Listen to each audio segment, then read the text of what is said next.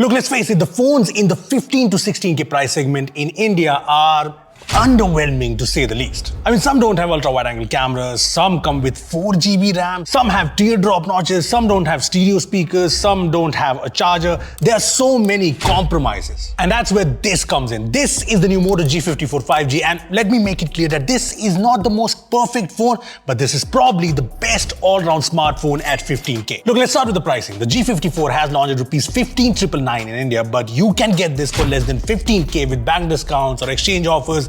And that is great, but what's interesting is that the base variant here comes with 8GB RAM and 128GB storage. There's no compromised 4GB variant, but that's not all. There's another variant at 18,999 that comes with 12 freaking gigs of RAM and 256GB storage, and at 17,499 with offers, this is impressive. This makes it the segment's first 12 256GB 5G phone. But you know what? There's so much more to this phone. First of all, this is a phone that looks pretty good. There's a 3D PMMA acrylic glass finish on the back, and I especially like it in this blue shade we have because it just looks really good. I mean, it's matte, it's not a fingerprint magnet, and there's a slight curve to it which makes holding this phone and even gripping it way better. Plus, what's actually awesome is that this phone packs in a massive 6,000 mAh battery. Now, this is awesome because just look at this phone. It's only 8.89mm thick and this weighs in 192 grams. For a phone with a big battery, this design is very handy, and as for charging, this comes with a 33-watt charger in the box. I also like that the front has a punch-hole camera, no weird and outdated teardrop notch, and there is a chin at the bottom, but at this price, it's not a big deal if you ask me. As for the display, it's a 6.5-inch IPS LCD panel. Now, I know no OLED, but at this price, this is a great screen. It's responsive, looks very good when watching movies and shows, it's bright enough to use outdoors,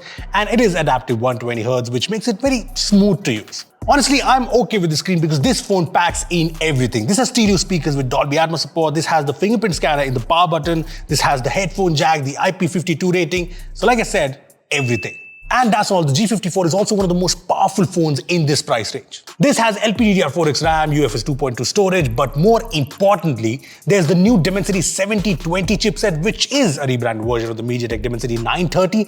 But that's a good thing because if you look at the benchmarks, the G54 does really well. It beats the likes of 4 Gen 1, Dimensity 6100 easily, and it's not just benchmarks. The phone is very snappy to use. I mean, there's no lag when scrolling or going through day-to-day tasks. It's fast enough. Gaming is good too. As well runs without any problems at all. And as for BGMI, there are a few minor stutters, but overall, it's a very good experience. When it comes to software, the Moto G54 comes with Android 13 on board, and this will go to Android 14, and this will get 3 years of security updates. But what's actually good is that this has near stock Android experience in typical Motorola fashion. I mean, software is also mostly clean. I mean, I did notice a couple of games pre-installed, and there's also Facebook and LinkedIn, but that's it. And all of these can be uninstalled. It also has the Moto Hub by Swish with its widget, and if you go into the app, it does have a few ads, but this can be uninstalled too.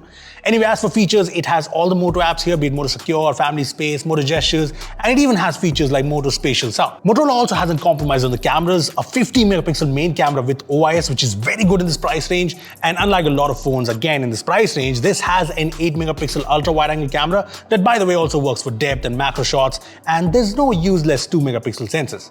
Now, when it comes to photos and videos, it does a decent job. I mean, daytime photos are sharp and have good details. In low light too, photos are good and bright with the night vision mode, probably due to quad pixel and OIS. Now, there is some saturation in some photos, but overall, it looks good so far. Videos are limited to 1080p, but the quality is fairly good, and there's good stability thanks to OIS. The front camera is a 16-megapixel sensor that sometimes smoothens the face, but overall, selfies look well exposed, so I'm not complaining. Apart from this, like most modern-day Moto phones, this has no compromise in terms of connectivity. It supports 14 5G bands with support for VoNR, 3CA carrier aggregation, 4x4 MIMO, and there's Bluetooth 5.3. Look, the most impressive thing about the Moto G54 is that unlike a lot of phones in this price segment, this does not have any big major compromises. I mean, it looks really good, brings very solid performance, a good software experience, crazy good battery life, and it has all the features you want in this price segment, be it stereo speakers, an ultra-wide camera, a punch-hole display, and for 16K, this seems like one of the best 5G phones in this segment. Look, like always, I want to know from you, Moto G54 under 15K, what are your thoughts? Comment down below, and yeah, subscribe to our channel for more amazing tech videos, and make sure that we hit the 3 million mark very soon. Thanks for watching. See you in the next one.